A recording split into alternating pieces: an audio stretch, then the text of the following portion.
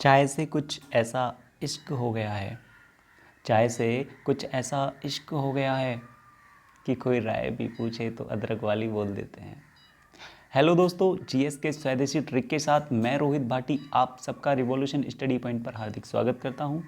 GS के स्वदेशी trick में आज हम पढ़ने वाले हैं वर्ल्ड जियोग्राफी के एमसीक्यूज की थर्ड सीरीज।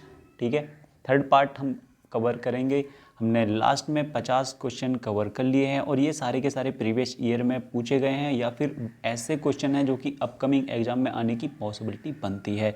पीडीएफ आपको लिंक है डिस्क्रिप्शन में, वहाँ से मिल जाएगी। सब कुछ फ्री है, इस चीज़ का फ़ायदा उठाइए। ठीक है, और ये जो जितने भी एग्ज़ाम हैं, ठीक है, एग्ज़ाम टीचिंग एग्जाम से related, C TET, UP TET, ठीक है, एसएससी, सीडीएस, तो सारे के लिए ना बहुत ज़्यादा इंपॉर्टेंट है। ठीक है, ये कॉमन क्वेश्चन है कुछ जो कि बहुत फेबुलस होते हैं। तो हम सेशन स्टार्ट करते हैं।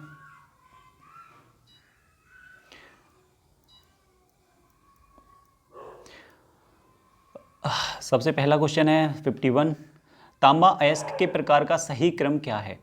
तो इसका जो ए ऑप्शन है वो बिल्कुल ठीक हो जाएगा। ठीक है, क्या हो जाएगा? चाल्कोपाइराइट, एज्यूराइट्स, डायप्टेज। ठीक है, चाल्कोपाइराइट्स, एज्यूराइट और डायप्टेज। तो ये क्या है?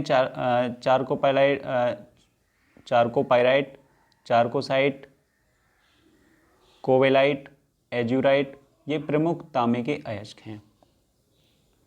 विश्व का सबसे बड़ा एकीकृत सिंचित क्षेत्र कौन सा है? तो ये कौन सा है? सिंधु घाटी। ठीक है, सिंधु घाटी क्षेत्र पाकिस्तान में स्थित है। ये विश्व का सबसे बड़ा एकीकृत सिंचित क्षेत्र है। पाकिस्तान के सिंचित क्षेत्रफल लगभग 1,81,000 वर्ग किलोमीटर है। यदि किसी स्थान पर सुबह 8 बजे ज्वार आता है तो अगला उच्च ज्वार किस समय आएगा? तो ये आएगा 8:25 शाम को। ठीक है, 12 घंटे में उतार चढ़ाव होता है। धरती पर स्थित सागरों के जल स्तर का सामान्य स्तर से ऊपर उठना ही क्या है? ज्वार है। अन्य क्षेत्रों की तुलना में किस क्षेत्र में दिन और रात के तापमान में सर्वाधिक अंतर किस क्षेत्र में होता है? तो ये होता है उष्णकटिबंधीय मरुस्थल क्षेत्र में। ऑप्शन सी करेक्ट आंसर हो जाएगा। यदि पृथ्वी घूमना बंद कर देती है तो किस स्थान पर किसी वस्तु के भार पर सबसे कम असर पड़ेगा? तो ये पड़ेगा उत्तरी ध्रुव पर। ठीक है, केंद्रीय प्रसारक बल के कारण उत्तरी ध्रुव में किसी वस्तु के भार पर सबसे कम प्रभाव पड़ेगा। जोहोर जलडमरू मध्य किन दो देशों को अलग करता है? तो ये सिंगापुर और मलेशिया को अलग करता है। ऑप्शन बी करेक्ट आंसर हो जाएगा। ठीक है, जोहोर जलडमरू मध्य सिंगापुर व मलेशिया को अलग करता है। इसे तेब्रो अथवा सेतल जलडमरू मध्य भी कहा जाता है। निम्नलिखित में से किस संकरी पट्टी को डेविल्स नेक कहा जाता है? तो यह है करापट्टी। ऑप्शन ए करेक्ट आंसर हो जाएगा। मकरान निम्नलिखित में से किस स्थान पर स्थित है? तो मकरान अरब सागर में स्थित है। ऑप्शन ए करेक्ट आंसर हो जाएगा। निम्नलिखित देशों पर विचार करना है हमें। सूडान, चाड, इथोपिया। ठीक है, उपरोक्त में से किस देश की दक्षिणी सीमा मिस्र से लगती है? तो ये किसी की भी नहीं लगती है। ठीक है, मिस्र की उत्तरी सीमा भूमध्य सागर से लगती है और उत्तरी पूर्वी सीमा इजराइल से लगती है। मिस्र के पूर्व में लाल सागर स्थित है। सूडान मिस्र के दक्षिण में व लीबिया पश्चिम में स्थित है। तो ऑप्शन डी करेक्ट आंसर हो जाएगा।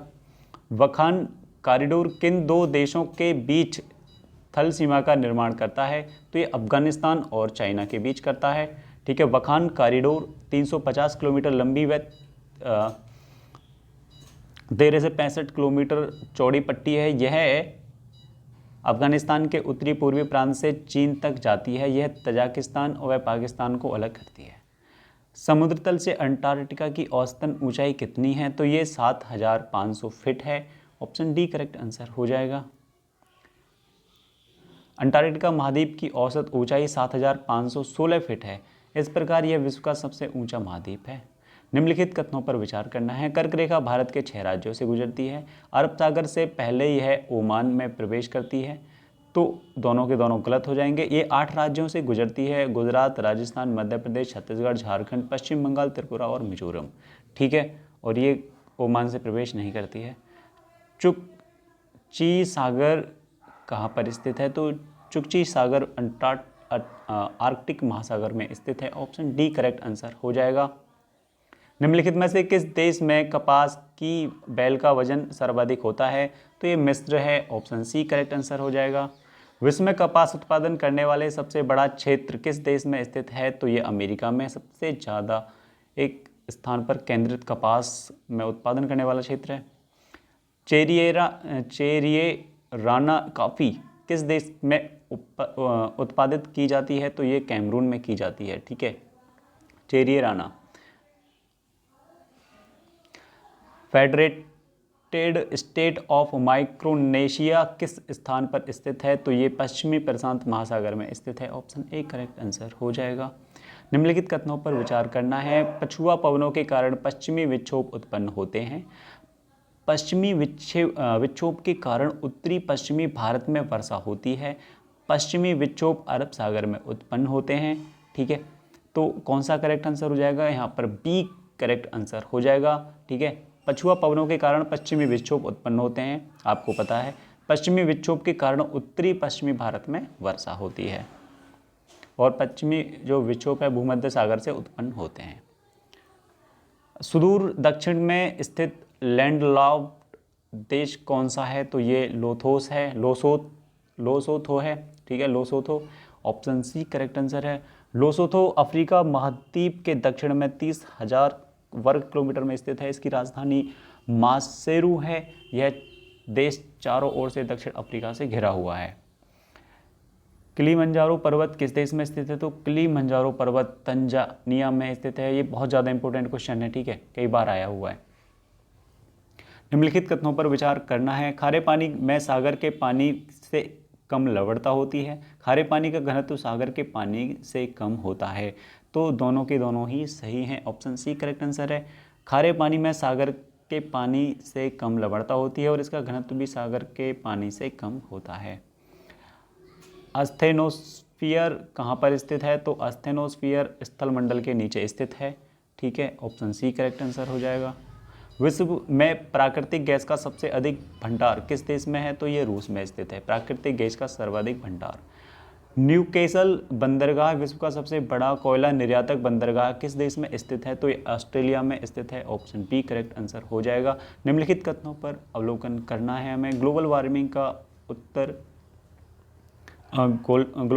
का असर उत्तरी व दक्षिणी ध्रुव दोनों पर पड़ता है और वे सिकुड़ रहे हैं। ग्लोबल वार्मिंग के कारण उत्तरी व दक्षिणी ध्रुव का तापमान बढ़ गया है।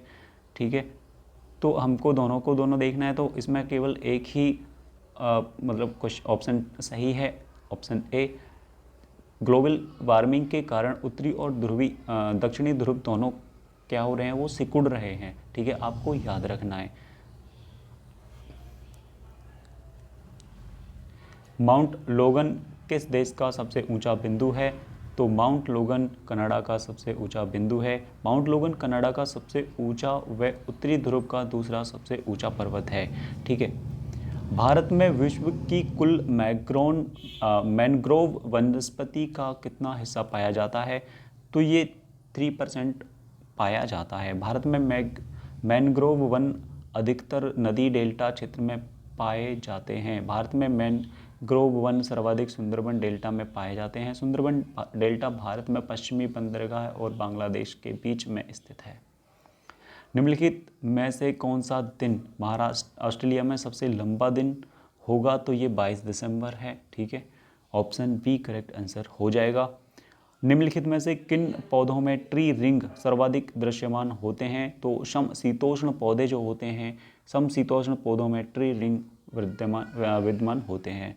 निम्नलिखित कथनों पर अवलोकन करना है हमें। तेल व गैस निर्यातक देश लेन देन के लिए अमेरिकी डॉलर का प्रयोग करते हैं। अधिकतर तेल व गैस उत्पादक देश एशियाई क्लियरिंग यूनियन मैकेनिज्म का उपयोग करते हैं। तो इसमें ऑप्शन ए करेक्ट आंसर है। ठीक है, जो तेल निर्यातक देश होते हैं वो अमेरिकी डॉलर का उपयोग करते हैं ज़्यादातर लेन देन में। अधिकतर तेल उत्पादक देश लेन देन के लिए अमेरिकी डॉलर का उपयोग करते हैं। तो दोस्तों इसी के साथ हमारा सेशन खत्म होता है। आई होप आपको सेशन अच्छा लगा होगा। कुछ अटपटे क्वेश्चन थे, लेकिन मानो जिन क्वेश्चनों को आप छोड़कर आ जाते हैं एग्जाम में, या इसमें वही क्वेश्चन प्रोवाइड किए गए हैं, क्योंकि बेसिक से क्वेश्चन आप कहीं से भी देख लेते हैं और आपने कई बार पढ़ चुके होंगे, ठीक है। लेकिन ये वो क्वेश्चन है जो कि एग्जाम के पॉइंट ऑफ व्यू से मोस्ट इंपॉर्टेंट हैं, ठीक है, जिनको हम पढ़कर सिर्फ ऐसे ही छोड़ देते हैं कि इसका तो पता ही नहीं, इसका तो शायद कोई नहीं कर पाएगा आंसर। तो ये वो क्वेश्चन आपके लिए प्रोवाइड किए जा रहे हैं इस सीरीज में। तो दोस्त आई होप आपको सेशन अच्छा लगा होगा।